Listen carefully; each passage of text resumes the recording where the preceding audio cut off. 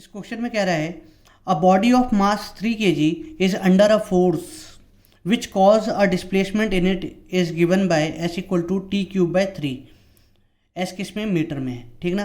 कह रहा है एक बॉडी है जिसकी मास कितनी है 3 kg, उसके ऊपर एक फोर्स लग रहा है, ठीक, जिसकी वजह से उसकी जो डिस्प्लेसमेंट की जो इक्वेशन है वो कुछ इस तरह से दी जाती है, s equal to T cube by 3 in metre.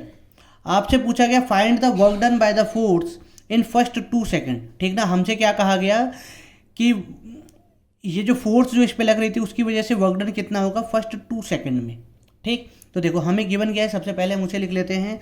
तो गिवन है हमें गिवन डिस्प्लेसमेंट की equation h equal to T cube by 3।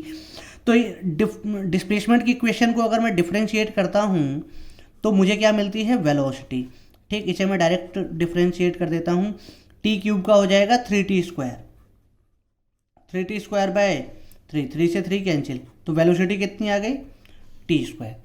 अब एक्सलेरेशन के लिए मैं क्या करूँगा, वेलोसिटी का एक बार और डिफरेंशिएट होगा, ठीक ना। तो acceleration equal to d v by d t. तो टी स्क्वायर का एक्सलेरेशन मतलब डिफरेंशिएशन क्या हो जाएगा, 2t, क्लियर। तो अब यहाँ पे फोर्स F इक्वल टू क्या हो गई, F इक्वल टू होती है ma, तो F इक्वल टू m हो गई 3 इंटू m कितना है 3 kg, 3 इंटू 2t, तो फोर्स कितनी आ गई 60। अब यहाँ पे फोर्स क्या है, फोर्स टाइम का फंक्शन है। फोर्स किसका फंक्शन है, टाइम का। तो अब हमें इसे इंटीग्रेशन मेथड से निकालना पड़ेगा वर्क डन। तो W इक्वल टू होता है साप of f v d t, ठीक ना। तो W इक्वल टू एफ कितना हो गया 60 इंटू वी कितना हो गया टी स्क्वायर डी टी। कितने टाइम का हमें वर्क डन निकालना है, फर्स्ट 2 सेकेंड, मतलब लिमिट हो जाएगी 0 to 2।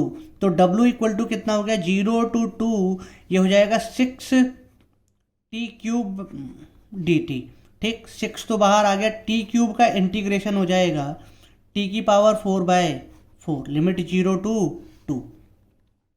तो 6 2 की पावर 4 माइनस 0 की पावर 4 डिवाइडेड बाय 4, तो 6 इंटू ये कितना आ जाएगा 2 की पावर 4 16/4, 4 से 4 16 कैंसिल 4 टाइम्स में, तो 6 4 जा 24, तो वर्क डन कितनी आ गई 24 जूल, क्लियर। तो work done bye all the forces is 24 joule, clear.